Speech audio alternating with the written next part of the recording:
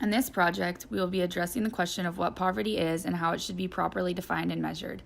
Additionally, we will consider the issues with the current official poverty measurement and the proper tactics necessary to compensate for its shortcomings. To introduce our argument, we have created the thesis: if poverty is viewed in a manner focused on the individual rather than society as a whole, then we will be able to measure it more accurately. Additionally, poverty cannot be labeled solely by failure to produce sufficient monetary income, but rather the lack of an ability to produce certain capabilities with this income as well. Poverty at its most basic definition can be defined as a lack of financial means, thus fostering a lack of resources. In other words, this is when someone is unable to live up to the typical well-being due to financial and environmental constraints. According to Robert Rector, most Americans believe that poverty suggests destitution, an inability to provide a family with food, shelter, and utilities. But Rector alludes that this is just a common misconception. Despite Rector's argument that Americans should reevaluate their grossly exaggerated perception of the poor and view the reality of smaller portion living in this destitution, we believe the poverty definition should encompass much more. Someone's well-being must be looked at as relative to their society. Everyone in the same relative area should live according to the same basis of inherent human dignity. Basic necessities that one needs in order to ensure that their dignity is being respected are food, clothing, shelter, and utilities. Additionally, people's well-being can be largely affected by their ability to fulfill their capabilities. These capabilities can be defined as a set of functionings that allow one the freedom to choose freely. Regarding functionings, these can be understood as the parts of a state of a person which allow the person to thrive. Nussbaum addresses the 10 most prominent human capabilities as life, bodily health, bodily integrity, senses, imagination, and thought, emotions, practical reasoning, affiliation, other species, play, and control over the environment. Although we believe people deserve each of these capabilities and will lead them to living a dignified life, within these capabilities exist only few that we believe should be considered as poverty when incapable of attaining. The 3 that we believe fall into the poverty category out of Nussbaum's 10 capabilities are life, bodily health, and senses, imagination, and thought. We do believe that there lies an utmost importance in the other 7 capabilities, yet believe they fail to fall under the category of people living in poverty we are currently dealing with. For example, a person could be living in a household in which is receiving and earning adequate funds, but is experiencing some kind of violation of their dignity. This could include an affluent family in which a father is molesting his child. In this case, it is obvious that the children are in a dire situation and in desperate need of aid, although this situation acknowledges the children's capability of bodily integrity as missing. It does not cause the children to fall under the category of poverty that we are currently examining. The Venn diagram we have composed describes the argument that we will attempt to make regarding those that poverty includes and excludes. The middle of the Venn diagram describes people without money and without capabilities. The right of the Venn diagram describes people without money. The left of the Venn diagram describes those without capabilities. In the middle category of the Venn diagram, it can be seen that those who lack financial means also oftentimes lack capabilities as well. This notion is due to the direct relationship between the absence of monetary stability, thus causing an absence of capabilities, specifically life, bodily health, and senses, imagination, and thought. Without money to buy sufficient food, shelter, clothing, or utilities, one will not be able to live a sufficient life and subsequently will lack the life capability. Additionally, if one is lacking the financial means to attain shelter, then one is therefore lacking the bodily health capability, as they would be as well if they did not have the financial means to purchase food that would sustain their bodies in a healthily manner. Referring to the last capability function included in our definition of poverty, if a person's senses, thoughts, and imagination are limited due to their inability to receive education because of financial burdens, then the capability of senses, thought, and imagination does not exist. An example of this dual sense of poverty is if a child must stay home from school to take care of their younger siblings while their parents go to work, then their senses, imagination, and thoughts capability fails to remain intact due to particular financial situation. Another example of one who lacks financial stability and thus capabilities is a person who does not have enough income to purchase a sufficient amount of food. In this instance, it is evident that the failure to have adequate monetary resources results in the failure to attain the bodily health capability. While poverty can be described as lacking financial means, there are many that experience a lack of financial means and resources on their own volition.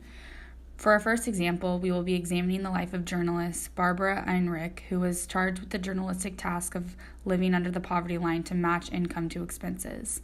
Einrich took on a sequence of low-wage jobs to describe through first-hand experience the demeaning and uninteresting tasks that the lower class might take on in order to make ends meet. In this example, Einrich served as an example of those who might live without money, yet with capabilities. She is exercising her human integrity and ability of choice by entering into a life of poverty.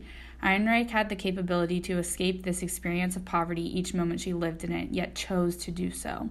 Due to the fact that Einrich's capabilities were fully accessible and her personal dignity remained present, Einrich serves as an example of one who does not live in poverty. Ultimately, Einrich serves as an example of the notion that those without money yet with capabilities are not living in poverty. The left side of the Venn diagram represents an area of poverty in which a person has money but is still deprived of capabilities. In this case, a person has sufficient financial funds where their food, clothing, shelter, and utilities are adequate, fulfilling their basic needs, but their capabilities of life, bodily health, and senses, imaginations, and thought are in jeopardy. Suppose a young adult was unable to receive a satisfactory education, unfulfilling their senses, imagination, and thought capabilities, and is unable to be employed anywhere aside from part-time jobs that pay minimum wages and do not provide health care. Say this person might end up holding 2 minimum wage jobs at different fast food restaurants. They will make just enough money to live on a weekly budget, barely afford their utilities, food, and commuting costs. Without health care and some form of health insurance, if they ever experience medical emergency, they will be unable to afford health care, putting their life and bodily health capabilities in jeopardy. Our current poverty measurement, the OPM, exists as a measurement in which resources are looked at and then compared with a threshold. This threshold is 3 times a food basket and will be different for different family compositions, which include blood relatives and legally related spouses. Furthermore, the OPM accounts for monetary resources as annual pre-tax income and the only other supplements as welfare and tariffs. Our current system does not take into account many positive and negative factors contributing to the income of those currently included in the poverty census. The OPM does not account for geographic disparity, cohabiting unmarried partners, near cash benefits or tax credits such as the EITC or SNAP benefits, non-discretionary expenses such as childcare, commute expenses, or other childcare expenses such as foster children. Because of these factors that are not accounted for in the OPM, the current measurement cannot be accurate or sufficient because of these things that are not taken into account. For example, near cash benefits like SNAP benefits do not exemplify the income that the poor is no longer spending on food, thus saving for other expenses. Although SNAPs and other near cash benefits are not contributing directly to income, they still serve as supplements to better financial means. This serves as an example how the OPM does not infiltrate the positive supplements into the measurement. Additionally, a contrasting example of that which the OPM does not incorporate are non-discretionary expenses. In this case, one could be spending non-discretionary expenses on childcare so that they are then able to go to work. In this example, expenses which occur after tax and regardless of income are not accounted for into the poverty measurement. In order to solve the problems of our current system, there are various additional measurements that we will need to take into account. We do believe that the currently unincluded supplements of near cash benefits should be included because these would cause the poverty rates to be lower, assuming that the other expenses were not taken into account, ultimately allowing the measurement to be more accurate. Additionally, we believe cohabiting unmarried partners' income and expenses should be incorporated into the measurement because it largely affects the household's financial state. Although these individuals potentially were not as prominent of figures when the OPM was created in the 1960s, many families in modern America do include cohabiting unmarried partners. While the additional aforementioned measurement technique of commute expenses could be factored into this measurement to make it more focused on the individual, we believe it would create the difficulty difficulty of attributing excess factors such as the opportunity for a closer job to the measurement as well.